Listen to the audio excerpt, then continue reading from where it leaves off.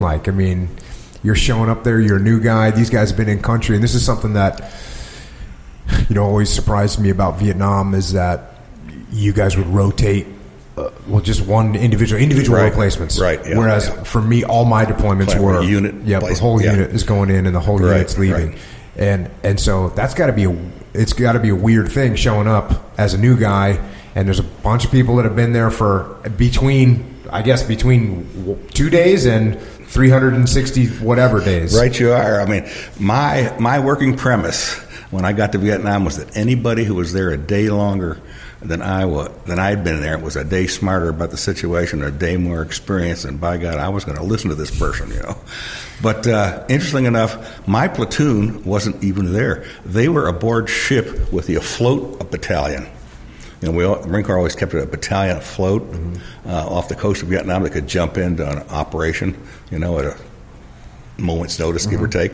And they always had a reconnaissance platoon with them, and they apparently used them pretty much as point for the battalion, so that was not a plum job.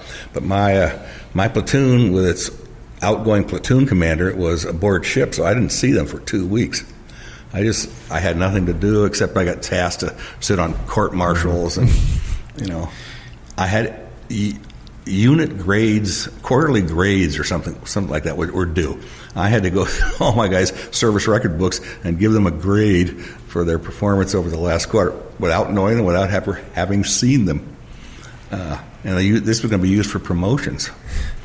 So I did the best I could. I took in the service record book how long the guy had been in the Corps, in country, had he been wounded, what was his level of education. I assigned him a few points, and then like 1 to 10, and then I added everybody's points up, and I had a grade to give him, and recommended the top 3 for promotion or something like that. It was crazy, but I had to do it. It's what you did.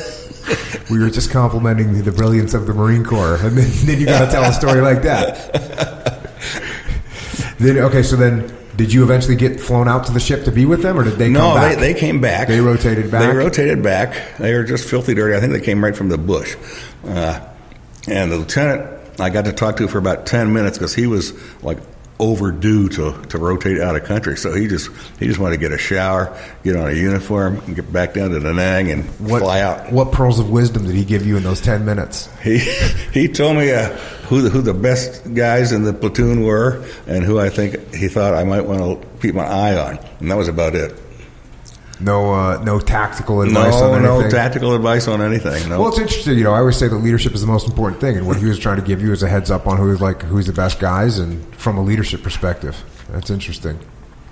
He just wanted out. And then he just wanted out. but I was in a hooch, with other lieutenants, second and first lieutenants who'd been there, anywhere from maybe 2 months to 4 months, and they were filling me in on how the deal operated. Was there anything that surprised you that you were hearing from those guys? Anything that you said, "Oh, I didn't really expect that"?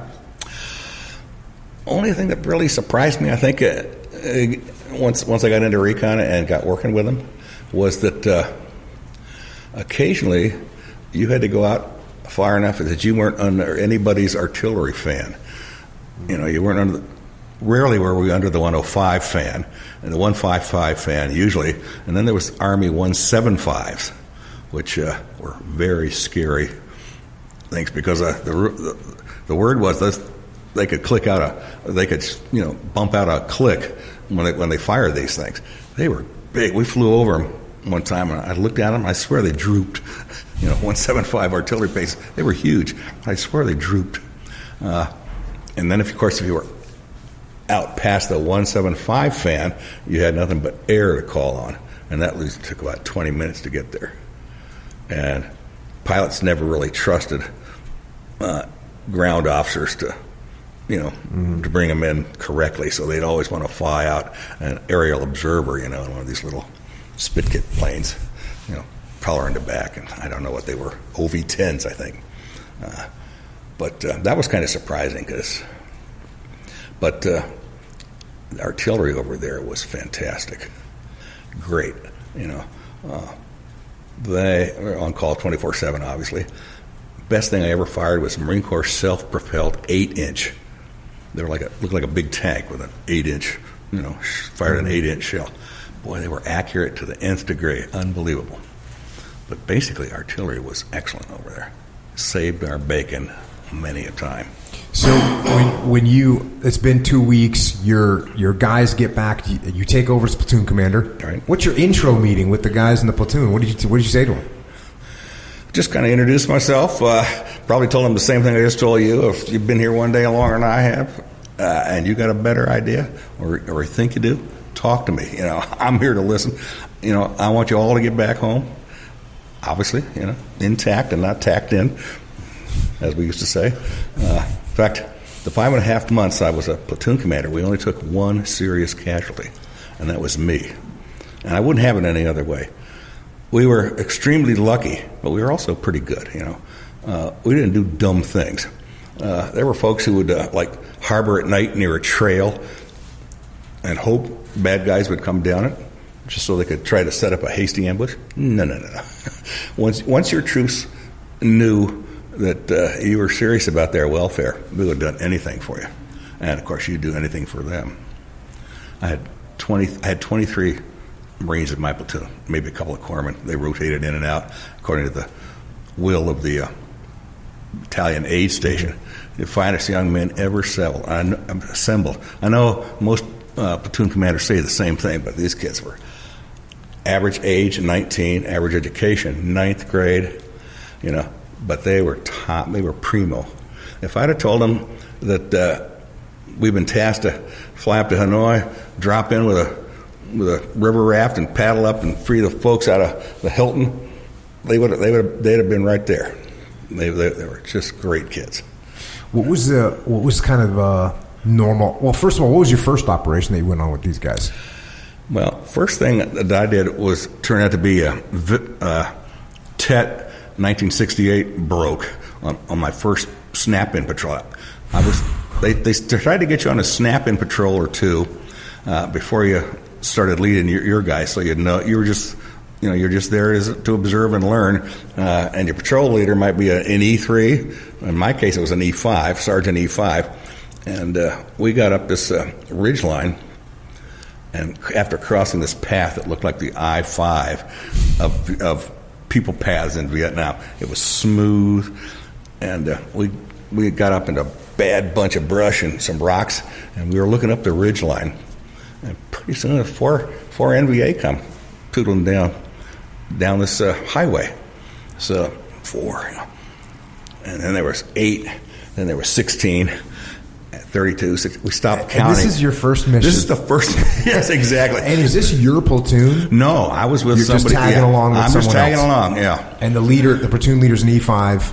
Well, yeah, the patrol leader was an E5. The patrol leader's an E5. Great young man. And so his rule of thumb was where there's 4, there's more. Because when we saw these 4 guys come out of the jungle down this ridge line, first thing was, let's go set up an ambush. No, Sergeant said, no. Where there's 4, there's more. We stopped counting at 400. And by now we had artillery coming in. We had air on the way. We had an aerial observer up there. We fired artillery all day, all afternoon, into the night, into the evening.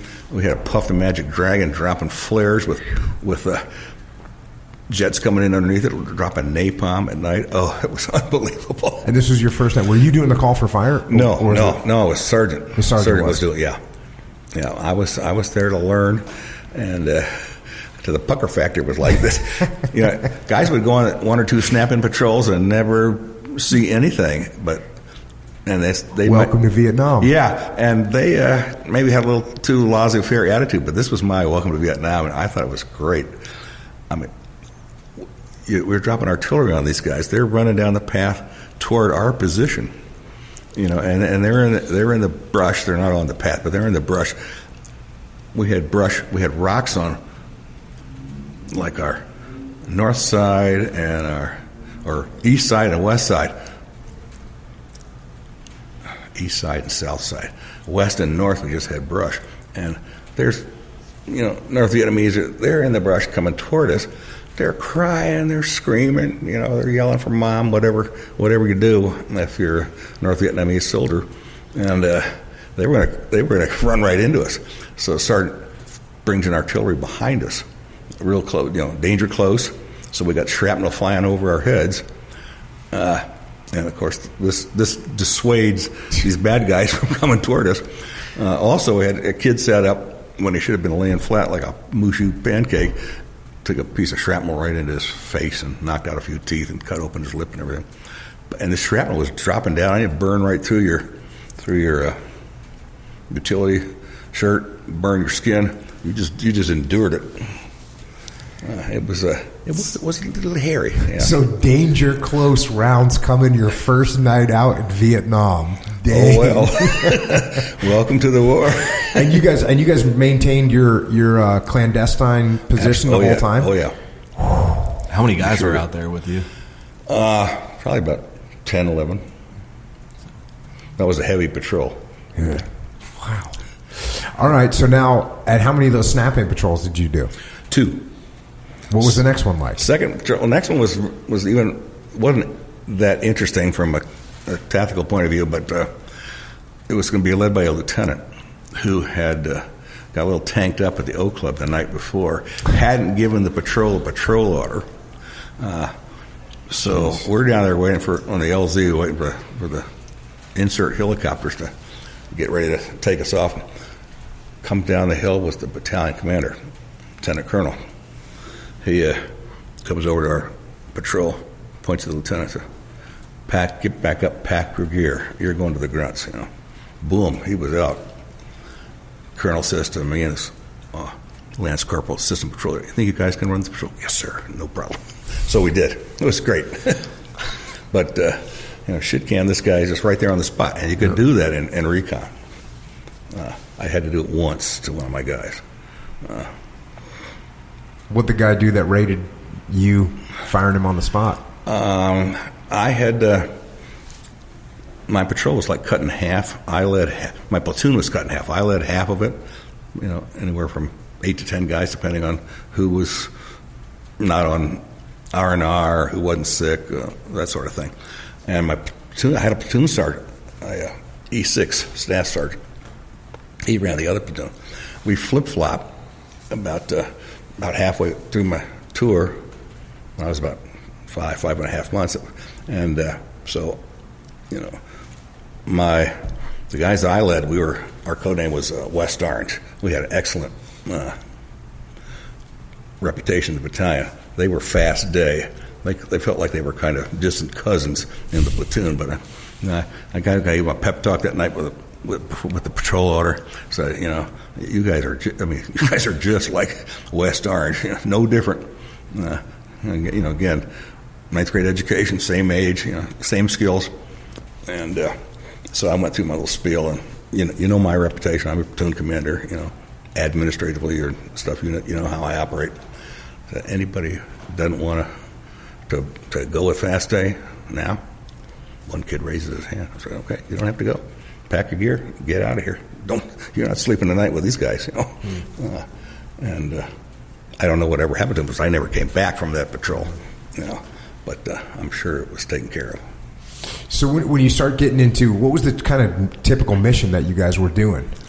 Typical mission was, we'd go out on a 6-7 day patrol. We're just snooping and pooping. That's what we called it. Mm-hmm. Finding trails that the enemy would use, base camps. Would you guys insert on helicopter, or would you guys just foot patrol? No, always helicopter.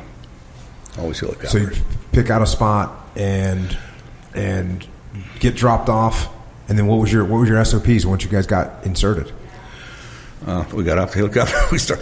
Hopefully, it was where the insert LZ was where the operations officer or the operations shack said it was. Sometimes it wasn't there, but that's why as a patrol leader, first thing I did when I got on the helicopter was dump my gear, get out my little map, mm-hmm. and insert myself between the pilot and the co-pilot, because if you didn't know where you were when you started a patrol, you weren't going to know where you were for the next 6-7 days. Would you guys insert in the daytime, in the nighttime, in the pre-dawn, in the dusk? When would you guys go in? We'd go in daytime.